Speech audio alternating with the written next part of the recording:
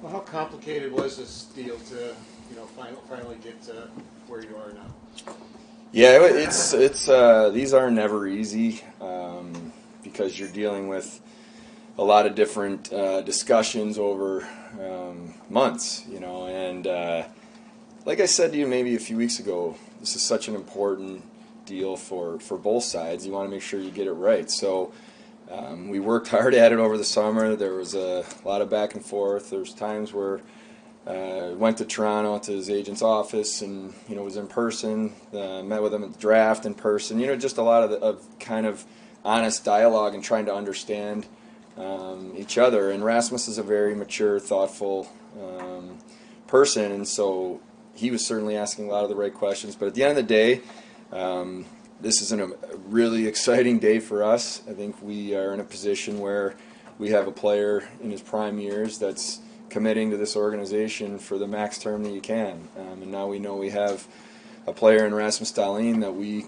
think will continue to get better for at least the next 9 years. And I think it sends a big statement to our team, our organization, our fans, that the commitment that the Pagula has made and what he means to this organization. So it's really exciting. Given the way that you're building this, Kevyn, the number of RFAs you have this summer, some guys that I know that are important to you, what benefit is it to have clarity on what the cap hit is and now how much you have to work with not only next year, but the next several years? Yeah, I mean, it's really important, Lance, because you're putting a puzzle together, and you're looking at, when we do this, we obviously look at 1, 2, 3 years, but we're also projecting out past that, and you have to. And nobody knows exactly where the salary cap's going to go, although most agents think it just will keep going up, but nobody knows. So you have, the more certainty you have of where your salaries are structured and how you're building your team, gives you more opportunity to either add from the outside, or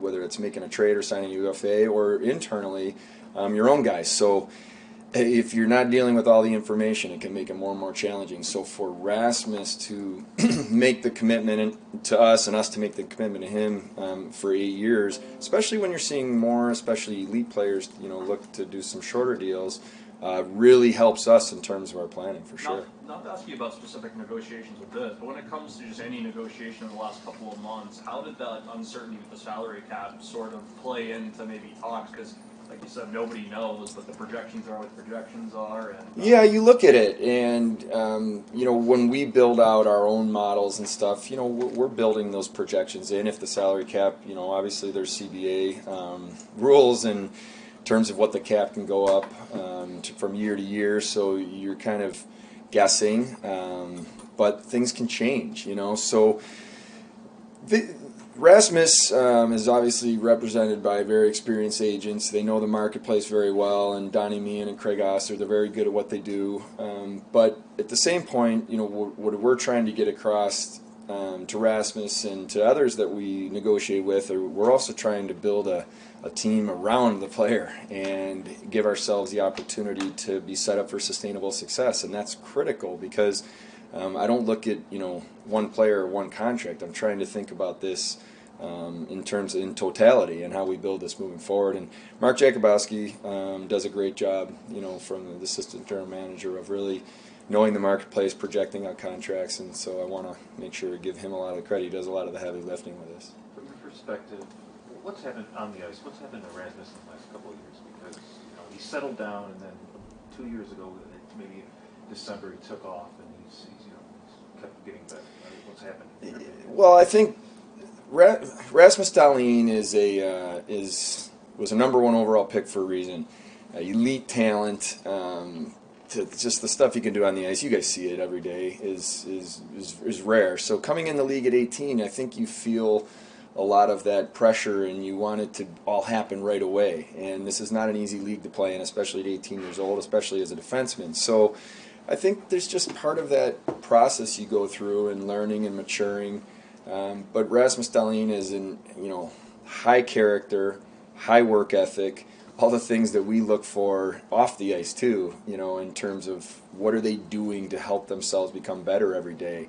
And when you have the talent he has, and then you have the other things, in my mind it was just a matter of time before Rasmus broke through and became the world-class player he is. So I just think it's part of it, part of the process that he had to go through, and also, who's around him on the team, and what's the talent level and all that. That all matters as well. This isn't an individual sport, so he needed to be supported appropriately in my mind, especially as a young player, and will continue to be. So, but now he's in a great spot in his career. He's got experience, but he's still young.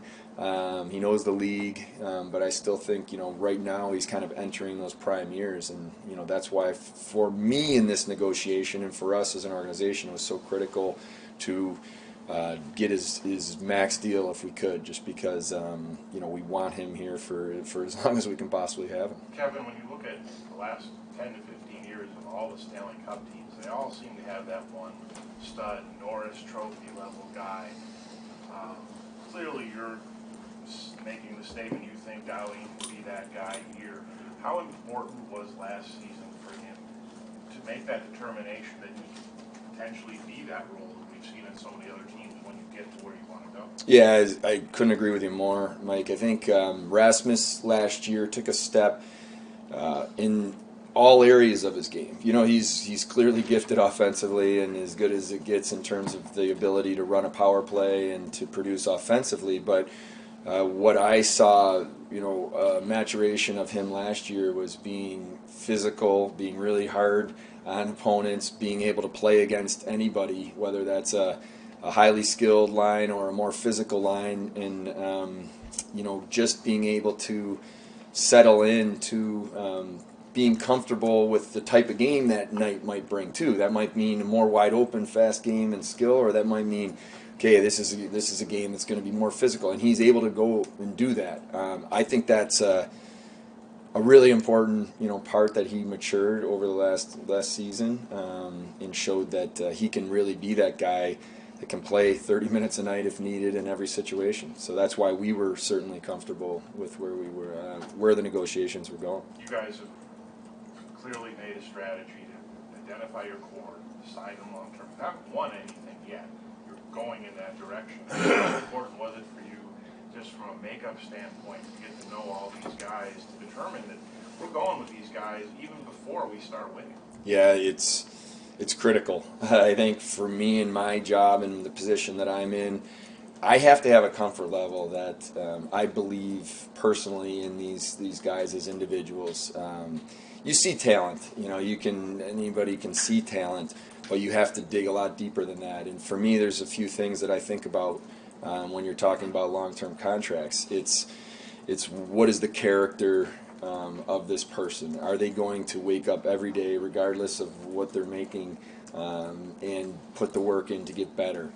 Do they have a true passion and love for the game that, regardless of where they are in their career, they're just gonna love coming to the rink? These things matter, and so this is just another step in the process, and another step in kind of the plan and the vision that we've laid out. Really, truly identify the core of this team. Really, truly look at the people that want to be here and want to be here for the right reason, and identify that and reward your internal group. And that's what we're going to continue to be focusing on, and do it one by one. And so Rasmus, Tage, Dylan, Sammy, these are guys that obviously we've extended along deals. They check those boxes. But kind of to circle all the way back to your question, if I can't look these guys in the eye and have a comfort level that that I can go to Terry Pegula and say I believe in this player for these reasons and committing to them long term, then that's tough, right? I have to have that comfort. That's why I need to get to know our players. I need to understand them on a personal level. I need to understand how they're wired, what they're about. So that all goes into it for me, for sure. I know you're dealing mostly with the agents and something like this, but when it finally gets to the finish line, what's that moment like with Rasmus? I know he's a pretty level-headed guy, but what was it like personally, just Yeah. getting it there? Yeah, I'm glad you asked that question, because going through these negotiations with any player, but especially in this situation where you're talking, this is the biggest contract in the history of our franchise and one of the bigger contracts in the league right now, and they're tricky in different talking points. And so you guys know me well enough now that I know I talk to our players every day. And that's never going to change, even when you're dealing in negotiations. No, I certainly don't get into the weeds or dollars and all that. That would never put a player in that situation. They have agents, and that's part of the business. But I always do talk to them and make sure they understand organizationally what we're doing and why. And so communication is regular. But then the phone call Saturday night that I had with Rasmus was pretty special, and it's one of the things that is incredibly rewarding about this job when you can hear it in the player's voice, and the feeling you get that when that happens is hard to kind of sum up, but it's pretty special. And I think part of the reason it's so special for me is because I believe in these guys so much. But it's hard to get there sometimes, but then when you do and you agree, and then that phone call happens, it's exciting. Kevyn, when it comes to the concept of building around your players, as you discussed, having this out of the way, how much easier does that make Owen Power's situation going forward? Yeah, I think I'm not sure if it makes it easier. We've continued similar all summer, been having conversations with Owen and Pat Brisson at CAA, and obviously as I was complimenting Newport Sports and Rasmus's agents, Pat Brisson's as good as it gets in this business, knows the market, understands. He's been through a lot of these, and so we've had tons of dialogue back and forth, regular, especially over the last few weeks, and we'll continue that. So I don't know if they were in different situations, a little bit in their career, obviously, with where Rasmus was, and a little bit older, a little more years, closer to a UFA, all that stuff. So it's all part of it, but we'll continue to have the conversations here with Owen. With him and his age, since he is so young, would you prefer to be able to get him for 8 years, or would you prefer, hey, maybe it's better to, get something in the middle? You talking about Owen? Yeah. Yeah. So for me, what I think is critical is that understanding, making sure the player understands what we're looking to do, and making sure that we understand what the player's looking to do. And what's been very clear in our conversations with Owen Power from the beginning is this is where he wants to be. So I'm open, but obviously when you have a player that you feel is a critical piece of your core, at his age, to have him in his prime years, yeah, of course, we'd look to the longer side. But it doesn't mean that it has to work for both sides, and I'm open to making sure that we're putting ourselves and the player in the best position moving forward. And Owen certainly knows that, and we'll keep talking about it. Kevyn, how much is ratcheted up for this year? I think of Levi and Quinn, Turner and Power. They're still on cheap deals with that. Even Dahlin is only at 6 this year. How much more important is it to win this year, just because it gets awfully expensive starting next year? Well, I'm glad you said that, because I've been saying now for a while, you can look at cap space and say, man, okay, this team, they have cap space, and then you can really realize how quick the cap space goes, quickly moving forward into the next season. I think, Mike, when I think about our team, I said this before, I believe that we've put ourselves in a spot that our window is open, and now it's how do we make sure we're doing everything we can, whether that's me and my job, coaches, the players, to improve every day. I don't look at it as like this, squeeze of, okay, it's this year, next year. I'm looking at it, let's make sure we're doing everything we can to be better today than we were yesterday, and then the result, as we go through this process, will take care of itself. But I do believe that if we build this appropriate, and we make disciplined decisions, and we make sure that we're disciplined in how we're putting this group together, and that isn't easy. There's hard decisions you have to make, and sometimes this past summer, there was things we really looked closely at, and then you make the decision no, because of what you just talked about, where things can go 2, 3, 4 years down the road. So that's all part of this. But I think embrace the pressure, embrace the expectations, and then peel it back to let's just get better today and narrow our focus. That's kind of how we're thinking about it right now. Kevyn, you talk about the message, the sense of fans in the organization, but looking wider scope at the league, Rasmus, and you mentioned some of the other guys like Tage, Dylan, Samuelson locked up. What message, when you see this young talent in the core here, do you think that sends to the rest of the league? I think it sends a big message to the league. And, when I talk about getting this right with people that want to be here and want to be here for the right reasons. That isn't just me using words that are hollow. It's real, and you can't force someone, regardless of the paycheck. You cannot force someone to be somewhere that they're not comfortable. And if you do, in some ways, you're probably not going to get the best version of them. So, for me, it's critical that these guys have made the commitment. It's critical that our organization understands the commitment that ownership's willing to make. I think it sends a strong message that these are people we believe in. And it also, a player like Rasmus Dahlin and where he is in his career and making this commitment to us, I think sends a strong message to the league that this is going to be a special place to play moving forward. And that's what this is all about for us, building it the right way. So I don't think a lot about that stuff, but then after the fact, I think it helps for sure. Kevin, with Zach Benson, is this the case that 9 games, see how it goes? How are you approaching this with just given his situation? The age and whatnot. Yeah, well, I think Zach, I probably said this at the start of training camp, and if I didn't, I probably said it somewhere before that. We want to be forced into making hard decisions, and if someone clearly deserves an opportunity, we're going to do what we think is right to help us win hockey games. And for me, Zach Benson came in from the start of rookie camp right through the last game there a couple days ago, and proved that he deserved this opportunity. And so it's just a continuation of that. I had a good chat with Zach a couple days ago. We're going to, no pressure, no expectation on him. Just he's got an opportunity to now just go play and have fun, and we'll monitor it. We'll see how it goes, but we believe in him. We're excited about him, and for me, it's just making sure that we look at what's best for our team today.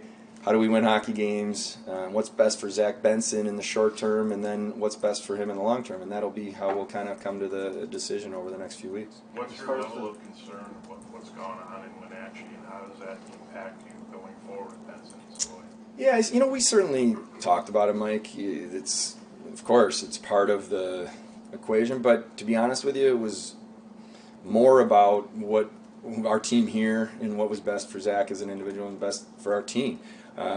So it's something we've thought about, but wasn't the driver, I guess is the best way to put it, of any sort of decision on either of them. What was your reaction in general to his preseason?